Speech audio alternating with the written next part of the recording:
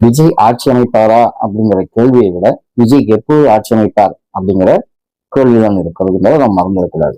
இன்று மாலை 4 மணிக்கு விடுதலை சிறுத்தைகள் கட்சியின் தலைவர் திரு திருமாவளவன் முக்கியமான அறிவிப்பினை வெளியிட இருக்கிறார். இது தமிழக ஜனநாயகத்திற்கு சாதகமான ஒரு பதிலாகத்தான் இருக்கும். ஏன்னா உடனடியான தேர்தலை யாரும் இங்க எதிர்பார்க்கல.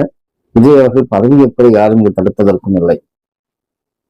ஆனா இதே நேரத்துல காமராஜர் ஆட்சியை கொண்டு வருகிறேன் என்று கூறிட்டு அமமுகவுடைய எம்எல்ஏ காமராஜருக்கு வாங்கின கையெழுத்து சர்ச்சையாகி கொண்டிருக்கிறது.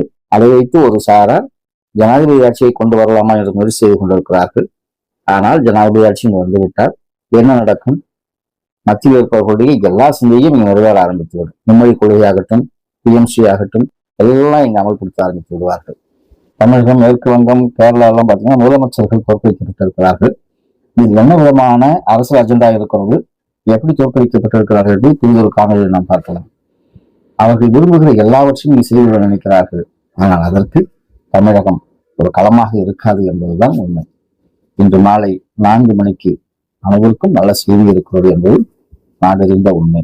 ஜனநாயகத்தை காப்பதற்காக விசிகவின் தலைவர் திருமாவளவன் அவர்கள் நல்ல முடிவை எடுப்பார்.